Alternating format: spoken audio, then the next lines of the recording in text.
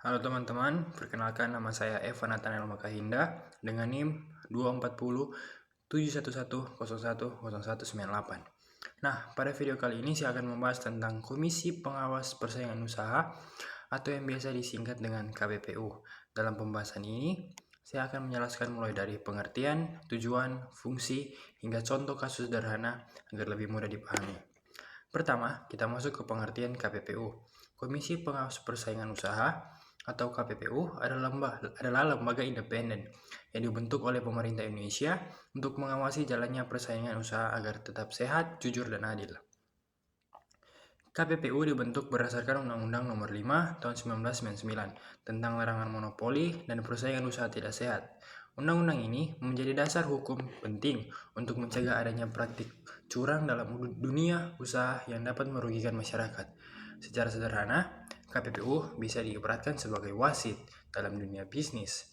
Jika ada pelaku usaha yang melanggar aturan, seperti bermain tidak jujur atau menguasai pasar secara berlebihan, maka KPPU akan bertindak untuk mengawasi dan memberikan sanksi.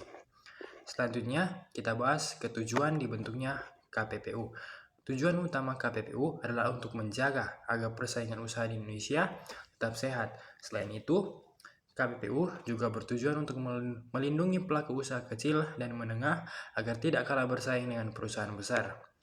KPPU juga berperan dalam mencegah terjadinya monopoli, yaitu kondisi di mana suatu perusahaan menguasai pasar secara penuh. Jika hal ini terjadi, maka harga barang bisa menjadi tidak wajar dan dapat merugikan konsumen.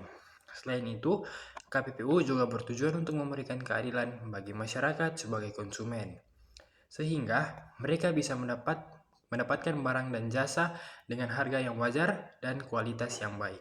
Berikutnya, kita masuk ke fungsi dan tugas KPPU. Fungsi pertama adalah mengawasi persaingan usaha.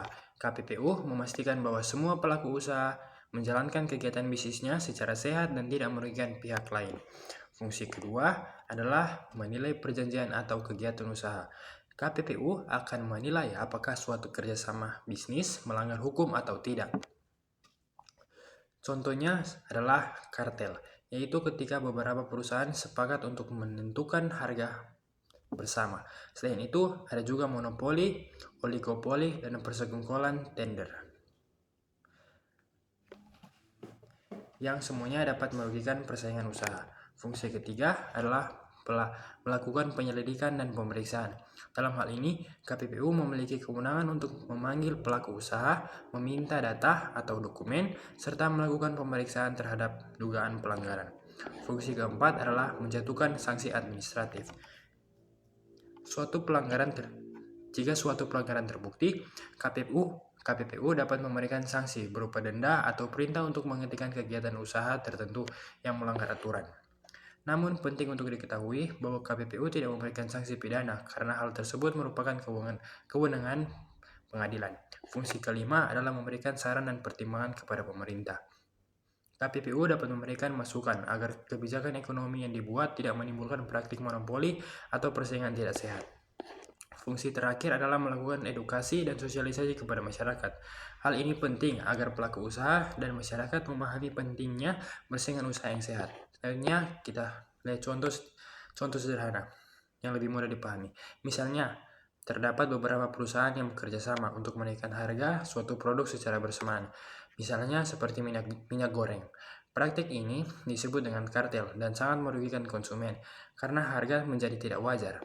Contoh lain adalah ketika suatu perusahaan menguasai pasar dan menghalangi perusahaan lain untuk masuk. Nah, hal ini disebut dengan monopoli dan juga dapat merugikan masyarakat. Dalam kasus seperti ini, KPPU akan melakukan penyelidikan dan dapat memberikan sanksi kepada pihak yang terbukti melanggar. Dari penjelasan tersebut, kita bisa melihat bahwa KPPU memiliki peran yang sangat penting dalam menjaga keseimbangan dalam dunia usaha. Tanpa adanya KPPU, persaingan usaha bisa menjadi tidak sehat. Perusahaan besar bisa mendominasi pasar dan konsumen bisa dirugikan.